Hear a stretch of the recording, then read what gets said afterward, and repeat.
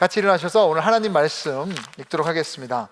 하나님 말씀은 사도행전 8장 우리가 26절부터 40절입니다. 사도행전 8장 26절부터 40절 우리 한 절씩 같이 보도록 하겠습니다. 제가 26절 읽겠습니다. 주의 사자가 빌립에게 말하여 이르되 일어나서 남쪽으로 향하여 예루살렘에서 가사로 내려가는 길까지 가라 하니 그 길은 광야라. 일어나 가서 보니 에디오피아 사람 곧 에디오피아 여왕 간다게의 모든 국고를 맡은 관리인 네시가 예배하러 예루살렘에 왔다가 돌아가는데 수레를 타고 선지자 이사야의 글을 읽더라. 성령이 빌립더러 이르시되 이 수레로 가까이 나아가라 하시거늘 빌립이 달려가서 선지자 이사야의 글 읽는 것을 듣고 말하되 읽는 것을 깨닫느냐? 대답하되 지도해 주는 사람이 없으니 어찌 깨달을 수 있느냐 하고 빌립을 청하여 수레에 올라 같이 앉으라 하니라. 읽는 성경 구절은 이것이니 일렀으되 그가 도살자에게로 가는 양과 같이 끌려갔고 털 깎는 자 앞에 있는 어린 양이 조용함과 같이 그의 입을 열지 아니하였도다. 그가 굴욕을 당했을 때 공정한 재판도 받지 못하였으니 누가 그의 세대를 말하리요? 그의 생명이 땅에서 빼앗김이로다 하였거늘 그 네시가 빌립에게 말하되 청컨대 내가 묻노니 선지자가 이 말한 것이 누구를 가리킴이냐? 자기를 가리킴이냐? 타인을 가리킴이냐? 빌립이 입을 열어 이 글에서 시작하여 예수를 가르쳐 복음을 전하니 길 가다가 물 있는 곳에 이르러 그 네시가 말하되 보라 물이 있으니 내가 세례를 받음에 무슨 꺼리낌이 있느냐? 이에 명하여 수레를 멈추고 빌립과 네시가 둘 다 물에 내려가 빌립이 세례를 베풀고 둘이 물에서 올라올세 주의 영이 빌립을 이끌어 간지라. 네시는 기쁘게 길을 가므로 그를 다시 보지 못하니라. 같이 하겠습니다. 빌립은 아소도에 나타나 여러 성을 지나다니며 복음을 전하고 가이사랴에 이르니라. 아멘. 네. 앉으시죠. 같이 한번 기도하겠습니다. 주님, 진정으로 성령님께서 이 말씀을 적으셨는데 오늘도 이 네시처럼 성령님의 도움이 필요합니다. 오늘 이 말씀을 그냥 듣고 그냥 하는 자가 아니라 듣고 순종하는 자가 되게 하여 주시옵소서. 예수님의 이름으로 기도드립니다. 아멘. 네, 여러분, 믿기 어려운 장면이었습니다. 자신의 친한 친구를 죽인 살인자와 함께 밥을 먹는다. 여러분, 이것이 가능하세요? 근데 빌립 집사는 자기 집을 오픈해서 지금 대접하면서 그 식사 자리에는 바울이 있었고요. 그리고 바울과 함께 항상 다니는 의사 누가가 있었습니다. 빌립은 바울에게 자신의 친구 스데반 집사를 유대인들이 돌로 쳐 죽일 때 허락을 한 그 바울이 어떻게 크리스찬이 됐는지 하나님은 대단하다 하고 말할 때 바울은 미안한 듯 고개를 들지 못하고 있었습니다. 하지만 빌립 집사는 그 친구 스데반 집사의 순교로 인해 예루살렘 교회가 흩어져서 하나님이 교회에게 주신 그 사명을 제대로 감당할 수 있었다고 말했어요. 그래서 스데반 집사의 피는 절대로 낭비가 아니었다고 오히려 바울을 위로했습니다.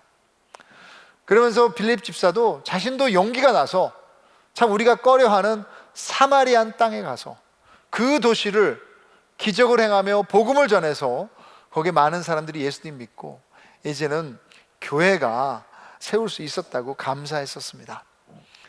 그때 의사 누가가 적을 것을 꺼내면서 적기 시작하면서 빌립 집사에게 말했어요. 또 하나님의 역사에 대해서 얘기해 주세요. 그 순교로 인해서 어떻게 복음이 전파됐습니까?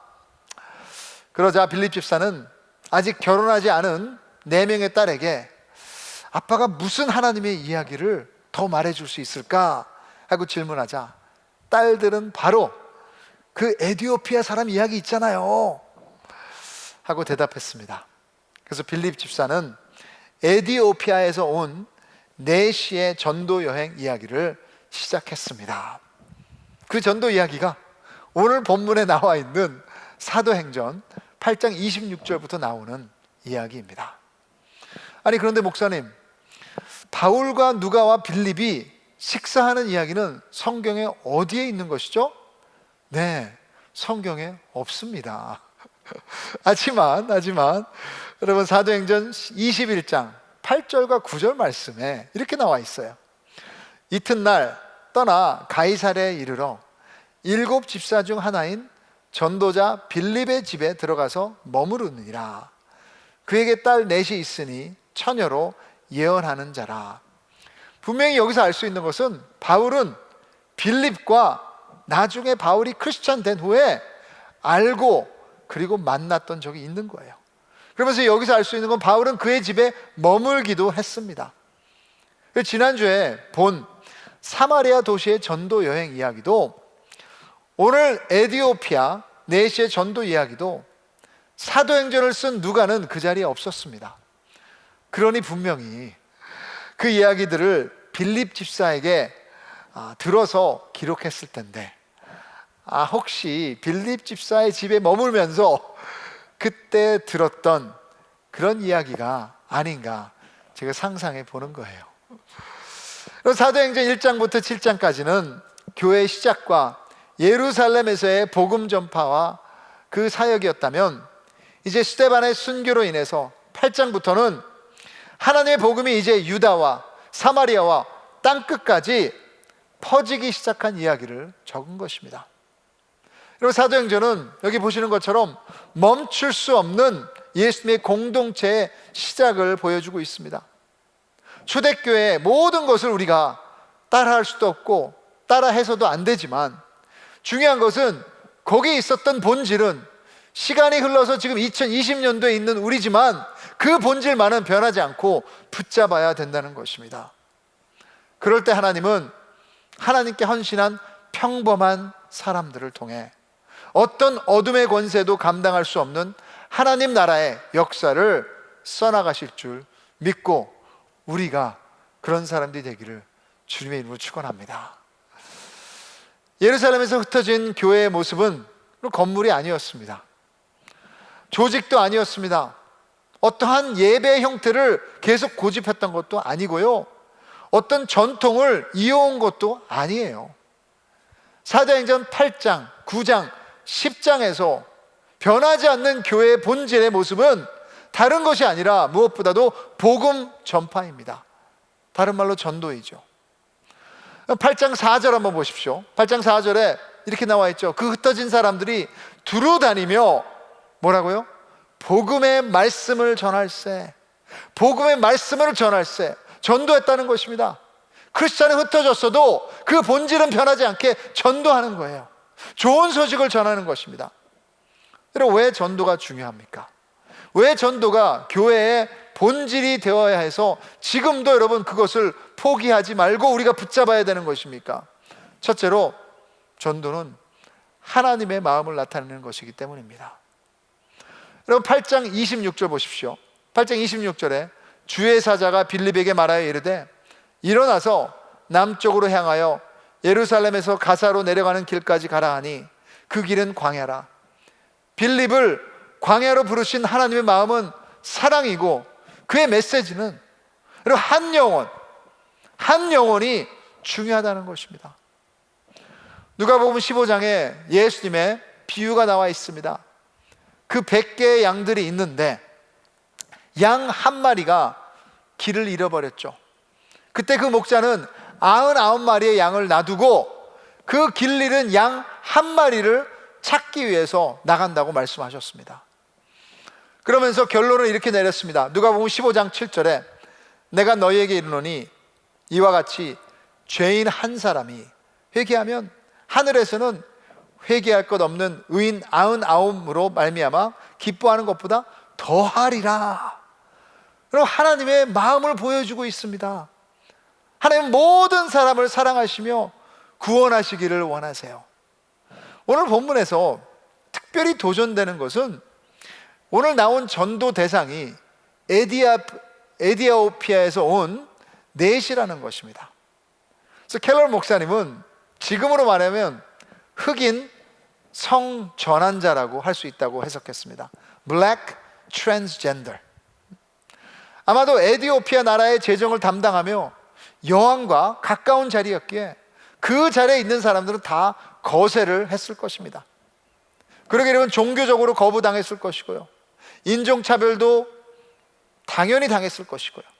하지만 이 하나님은 이 에디오피아 내시를 위해서 빌립 집사를 보내셨고 그 상황을 만드셨고, 그리고 그 이야기를 지금 성경에 기록해서 2000년이 지난 지금도 거기에 대해서 알 수 있도록 하신 것입니다. 하나님이 그를 사랑하신다는 거예요. 하나님이 그를 받으셨다는 것입니다. 얼마나 놀라운 사랑의 메시지입니까?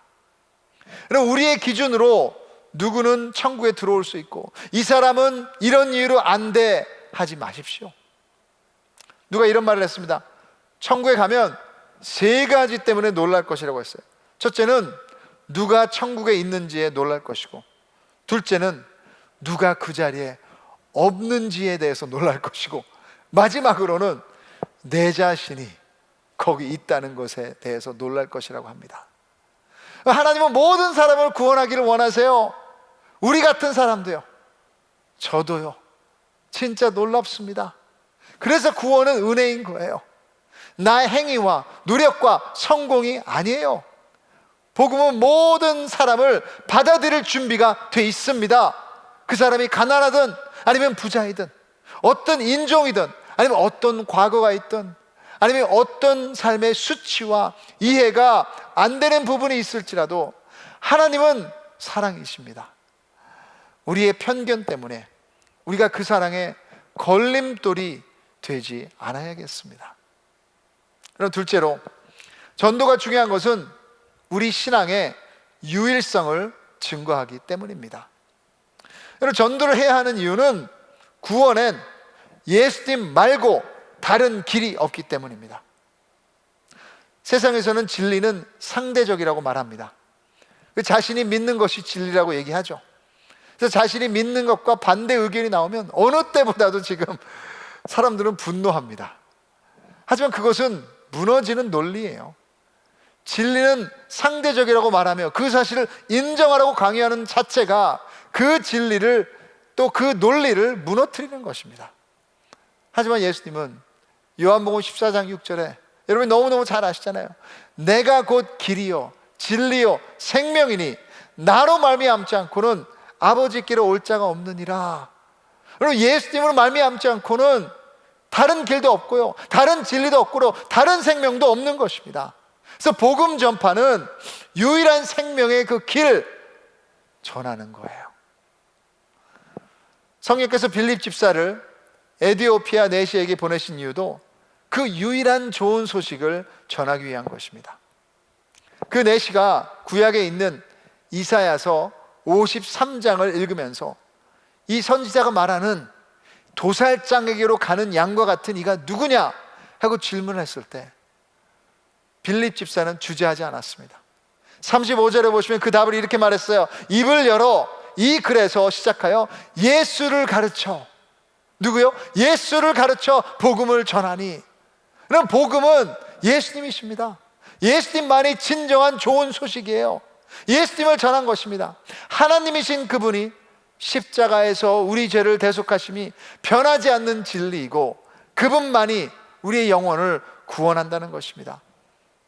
에디오피아 내시가 그 복음을 듣고 이제 세례를 받기로 결정을 합니다. 세례는 무슨 뜻입니까? 예전의 삶은 죽었고 지금은 새로운 삶이라는 것을 선포하는 것입니다. 그래서 몇 주 전에도 세례를 주면서 너무너무 감격스러웠습니다. 이제 다음 세례는 우리가 12월 말에 있을 것인데 아직도 세례를 받지 못한 안 한 그런 분이 있다면 2020년도가 가기 전에 이번에 하셨으면 좋겠어요. 여러분, 무엇 때문에 여러분 새로운 삶이 되는 것입니까? 예수님 때문에. 이것만이 유일한 생명의 메시지입니다. 그렇다면 그것을 아는 사람으로서 어떻게 그 유일한 정답을 혼자만 알고 있을 수 있습니까? 여러분, 사막에서 제일 나쁜 범죄는 뭐라고 말씀드렸어요? 물이 어디 있는지를 알면서도 안 알려주는 것입니다. The worst crime in the desert is knowing where the water is and not telling it to others. 여러분, 이것이 교회의 본질이에요. 크리스찬이라면 물이 어디 있는지를 아는 사람들입니다. 여러분, 우리만 아는 것이 아니라 다른 길이 없기에 이제는 이것이 유일하다고 말할 수 있는 우리가 되기를 바랍니다. 아니, 말해야 합니다. 세 번째로 전도가 중요한 것은 우리에게 진정한 행복과 기쁨을 가져다 주기 때문입니다. 여러분, 에티오피아 내시가 복음을 듣고 세로 받고 난 후에 결과는 기쁨이었습니다. 39절 보십시오. 39절에 둘이 물에서 올라올세 주의 영이 빌립을 이끌어 간지라 내시는 기쁘게 길을 가므로 그를 다시 보지 못하니라. 그래서 여러분, 이런 질문을 들어요. 아니, 목사님, 빌립이 뿅 하고 사라졌다. 어디로 간 것입니까? 그러면서 이게 시간차 여행입니까? 요즘에 드라마 많죠, 시간차 여행. 아니면 마술입니까? 여러분, 몰라요. 하지만 여기서 중요한 것은, 여기서 말하고 싶은 것은 빌립이 사라졌다가 아니라 내시는 기쁘게 길을 감으로 살아있는 기쁨, 행복이라고 말하는 것입니다. 여러분, 사마리아 도시에서도 마찬가지였습니다. 복음을 전하고 그 나타난 결과는 그 성에 큰 기쁨이 있더라.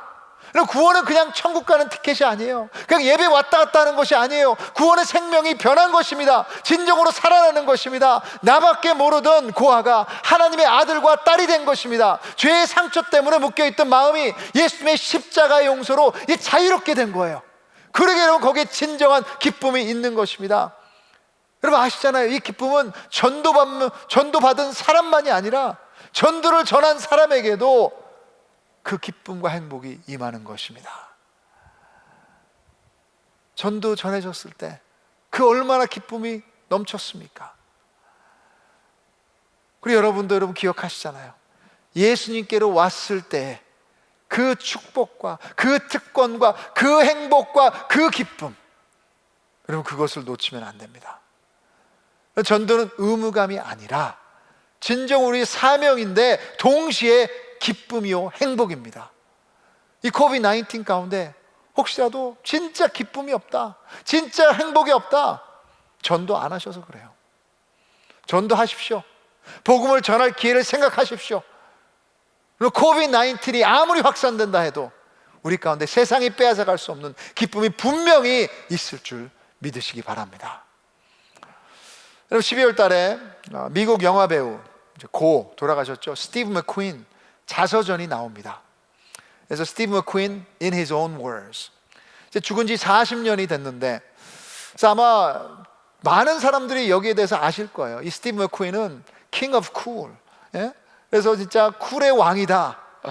그래서 그분의 영화를 보신 분들이 많을 거예요. 밀레니얼들은 못 봤을까?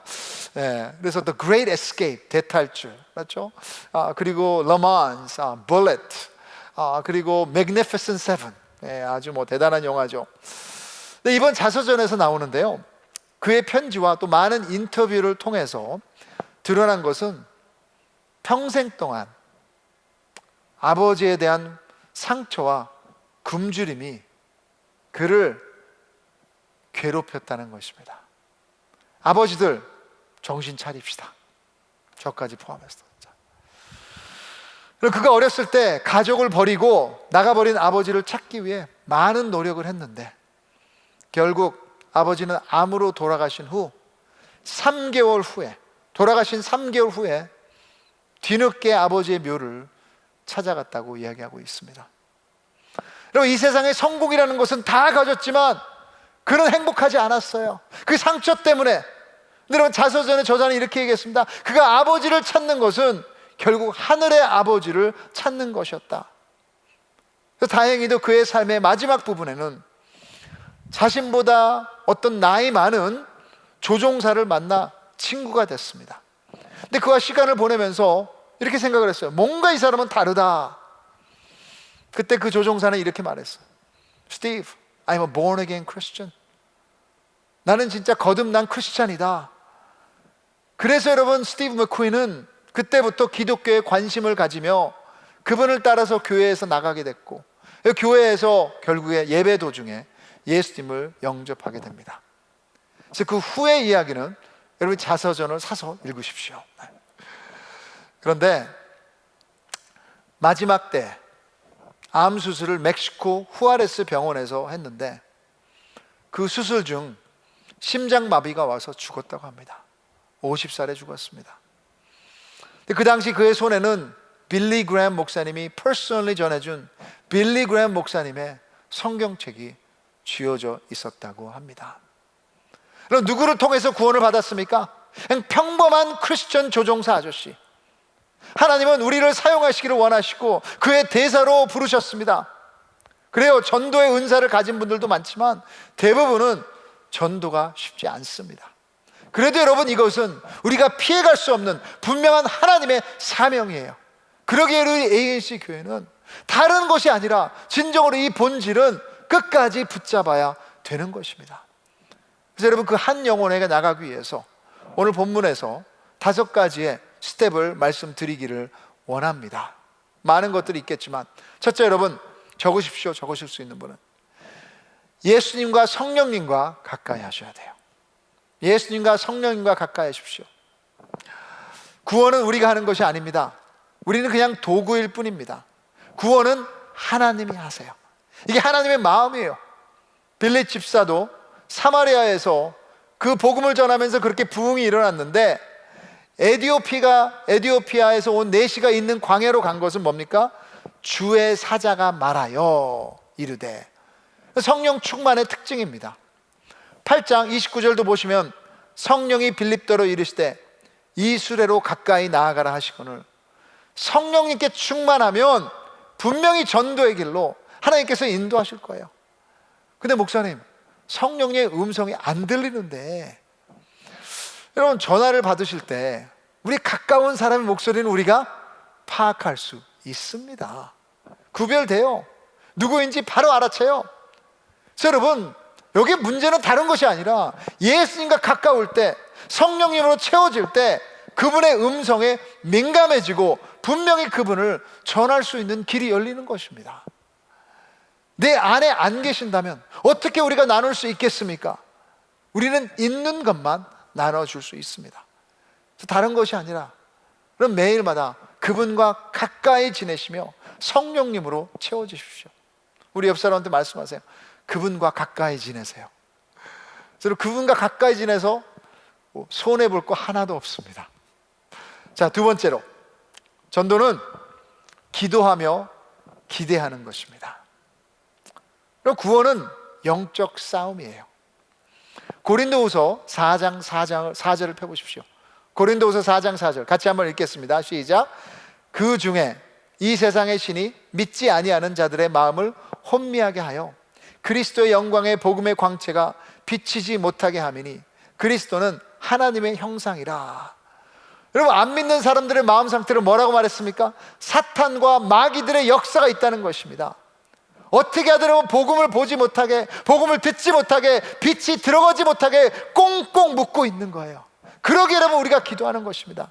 하나님께서 그것을 없애주지 않는 이상, 하나님께서 그 마음을 터치하지 않는 이상 우리가 아무리 말해도 되지 않는 거예요. 그래서 기도하십시오. 그렇다면 여러분, 그 상황은 우연이 아니에요. 그 사람은 우연이 아닙니다. 우리가 기도했으면 기대하는 마음으로 또 다가가시기를 바랍니다. 세 번째로, 우리의 편안함을 떠날 준비를 하셔야 합니다. 그래서 옆 사람한테 말씀하세요. 편안함 떠날 준비해라. 반말해도 됩니다. 빌립 집사는 사마리아에 있었으면 편안했을 거예요. 거기서 기적을 일으키면서 사람들이 많이 믿고 이제 교회도 어느 정도 됐고 이제 유명 인사가 됐는데, 하지만 성령님은 빌립 집사를 광야로 부르십니다. 그때 그 많은 사람들 앞에서 한 영혼을 향해서 에디오피아에서 온 내시를 만나라고 했습니다. 장벽이 너무 많아요. 근데 여러분, 그 편안함을 떠났을 때 빌립 집사는 하나님의 기적과 하나님의 역사를 쓴 것입니다. 그 한 영혼을 위해서 씨를 뿌리는 것은 절대로 낭비가 아니에요. 그럼 우리는 어떻습니까? 어떻게 여러분 예수님 믿었습니까? 누군가가 자기의 편한 것을 버리며 기다려 주었고, 기도해 주었고, 이해해 주었고, 여러분을 사랑해 주었고, 또 설명해 주고, 들어주고, 함께 울어주면서 예수님과 성령님의 손과 발이 되어준 것 아닙니까? 그럴 때 여러분, 진정으로 우리의 편안함은 우리는 조금 편해질 수 있지만 그 영혼은 살아나지 못해요. 즉 우리가 이것을 버리고 레디코하게 믿음의 주님 앞에 나아갈 때 그 영혼이 변화될 수 있는 길이 열릴 수 있습니다. 여러분, 네 번째로 그들의 관심과 기준과 질문에서 시작하십시오. 그들의 관심과 기준과 질문에 시작하는 거예요. 다른 말로 하면 저는 빌립 집사처럼 함께 옆에서 걷는 것입니다. 성령께서 수레를 타고 가는 넷이 옆에 가라고 했더니 빌립은 달려갔습니다. 그러면서 그가 이사야 53장을 읽는 것을 옆에서 들었습니다. 솔직히 얼마나 빨리 가고 있었는지 모르겠지만 천천히 갔던 것 같아요. 그래서 빌립은 질문만 던지는 거예요. 읽는 것을 깨닫느냐?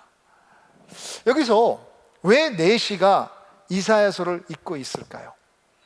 이사야서를 읽고 있다는 것은 그만큼 돈이 많았다는 것입니다. 구약서를 자기가 가지고 가는 거니까. 그렇죠? 여러분, 거의 1500마일 되는 길을 몇 달에 걸쳐서 예루살렘에 예배하러 왔는데 그 넷시의 고민이 무엇이었을까요? 인정과 소속감이 아니었을까요? 넷이었기 때문에 가족도 가질 수 없습니다. 돈은 있지만 유대교에서는 넷이라는 이유로 분명히 예배도 못 드렸을 것입니다.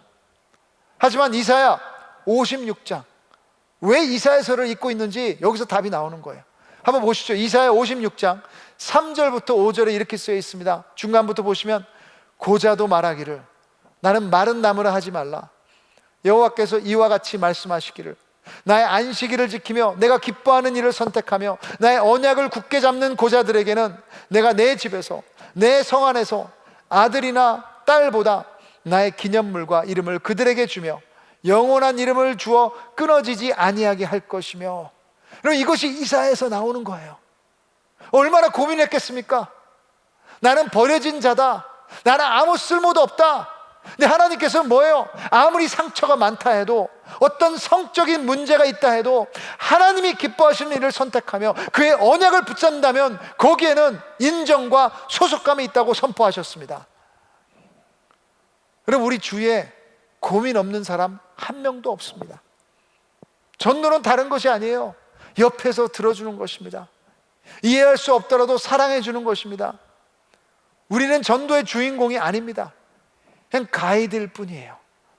그 사람의 손을 잡아주고 그 사람과 함께 울면서 나도 아팠던 것을 기억하며 나도 죄인이기에 함께 진정으로 구원의 주인공 되신 예수님께 나아가는 것입니다. 그들의 수준에 시작하십시오. 그들의 관심에 거기서부터 시작하는 것입니다. 마지막으로 같이 한번 읽겠습니다. 마지막 시작. 예수님이 하신 일을 나누는 것이 복음 전파입니다. The gospel sharing is about what Jesus did, not what they must do. 구원은 행함이 아니에요. 그들이 무엇을 해야 되는 것이 아니라 예수님이 벌써 무엇을 하신 것입니다. 예수님이 벌써 이루신 것입니다. 이사야 53장의 고난은 그 선지자의 죽음도 아니요, 이스라엘 민족의 죽음도 아닙니다. 거기에서 도살장으로 끌려가서 진짜 죽음의 고난을 당하신 것은 예수님 메시아를 얘기하는 것입니다. 대신 죽으셨다는 좋은 소식이에요. 빌립은 그것을 설명한 것입니다. 그러기에 이 에디오피아 내시도 하나님을 나를 위해서 누가 죽으셨다? 아버지라고 부를 수 있었던 것이에요. 켈러 목사님이 이렇게 말하셨어요. Sin says your life for me, but Jesus says my life for you. 죄는 그래요. 나를 위해 당신의 삶을 달라고 우리 완전히 무너뜨립니다. 하지만 예수님은 내가 너를 위해 나의 삶을 주었다고 말씀하십니다. 진정한 사랑입니다. 이것이 희생이에요. 이것을 우리의 간증과 삶으로 이야기할 때 가장 좋은 소식이 이 땅에서 그 한 사람에게 나누어지고 그것으로 인해서 그 사람을 살릴 수 있는 것입니다. 근데 여러분, 이 전도의 삶이 참 쉽지가 않아요. 지난주에 저도 안과를 가서 이제 시력 검사를 받았습니다. 근데 그 의사가 제 직업이 무엇이냐고 물어보더라고요. 그래서 목사라고 또 나 설교도 해야 되고, 그리고 사람들도 많이 쳐다봐야 되고, 책도 많이 읽어야 되고, 그 대화를 했습니다. 그렇게 당연히 여러분 그런 주제가 나오면 당연히 그 다음 질문은 뭐가 돼야겠어요? 당신 교회 나갑니까? 예수님 아십니까? 해야 되는데 다른 말을 막 하다가 제가 그냥 지나가 버렸어요. 나오는데 너무나 후회가 되더라고요. 저도 이것이 쉽지가 않아요. 하지만 여러분, 이 코비드-19 때 사람들에게 무엇이 필요하겠습니까? 어느 때보다도 인간의 연약함과 부족함이 드러나며 두려움으로 가득 차 있는 이때, 누구든 여러분 진정으로 당신의 삶을 붙잡아주는 사람이 있습니다 하고 전할 때 그 사람의 좋은 소식이 될 수 있는 거예요. 그래서 여러분, 우리가 하나님의 역사에 전도로 동참하기를 바랍니다. 어느 때보다도 지금 이럴 때 하나님께서 주시는 그 사명을 붙들고 우리가 삶으로 나눈다면, 또 입을 열어서 나눈다면 진정으로 그 사람의 기쁨이 될 것이고, 우리에게도 세상이 줄 수 없는 기쁨이 분명히 있을 것입니다. 자, 오늘도 한국 초대 이야기로 마치겠습니다. 19세기 말에 한국은 양반과 천민의 차이를 엄격히 다루었고, 천민 중에 천민인 백정은 사람 대접을 받지 못했다고 들었습니다. bottom of the bottom, 그렇죠? 진짜 호적도 없고, 그리고 어른이 돼도 어른 대접도 못 받고.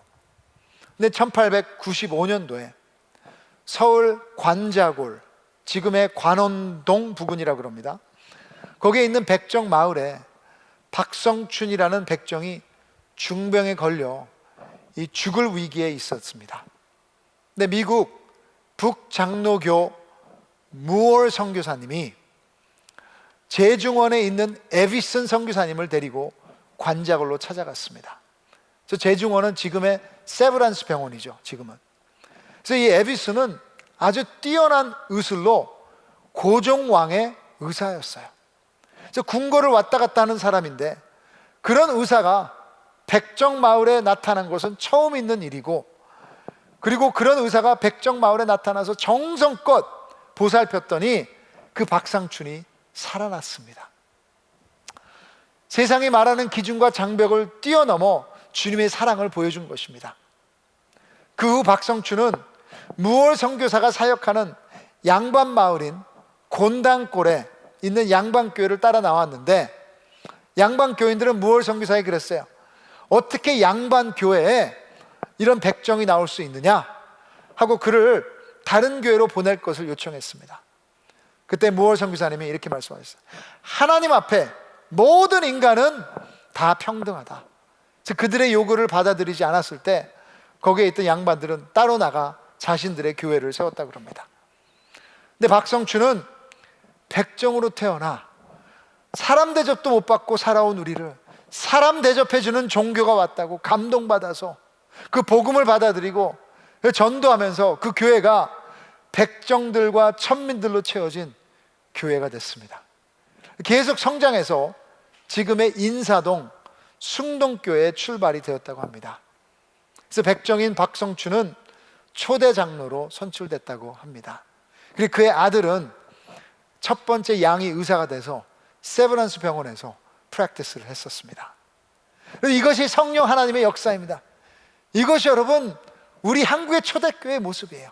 한 영혼을 사랑하시는 그 하나님의 은혜를 받아서 그것이 어떤 계급이든 어떤 상황에 있든 그 사람을 향해서 나가서 극진히 사랑하며 섬기며 전도하며 복음을 전할 때 하나님은 그 사람을 살리는 것만이 아니라 그 가정을 살리고 그 사회를 진정으로 변화시키는 줄 믿습니다.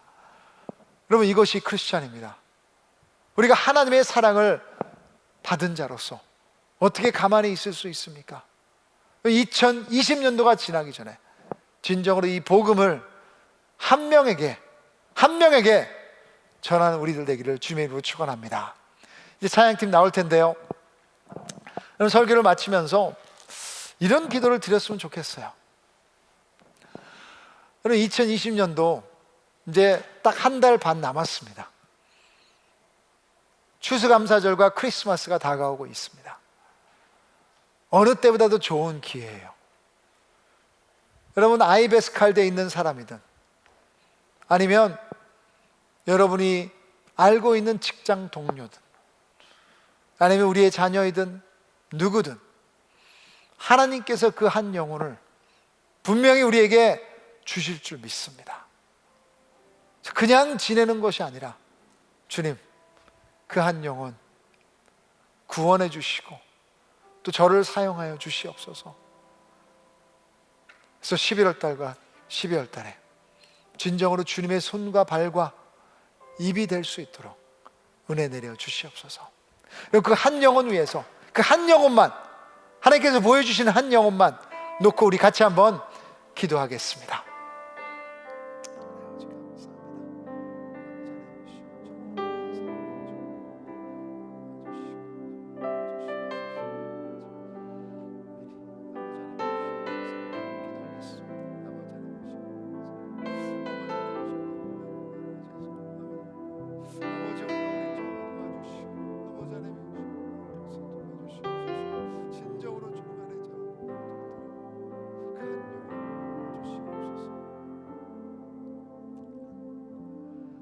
하나님 아버지, 우리 한 영혼 위해서 기도했습니다.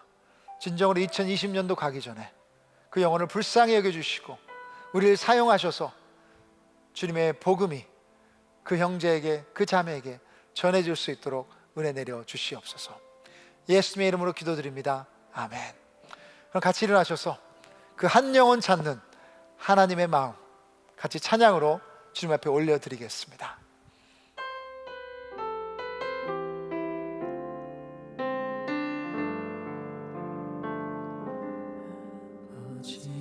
당신은 마음이 있는 곳에 나의 마음이 있기를 원해요. 아버지, 당신의 눈물이 고인 곳에 나의 눈물이 고이길 원해요. 아버지, 당신이 바라보는 영혼에 나의 두 눈이 향하길 원해요. 아버지, 당신이 울고 있는 어두운 땅에 나의 두 아이 향하길 원해요. 나의 마음이 아버지의 마음 알아. 내 모든 뜻 아버지의 뜻이 될 수 있기를 나의 온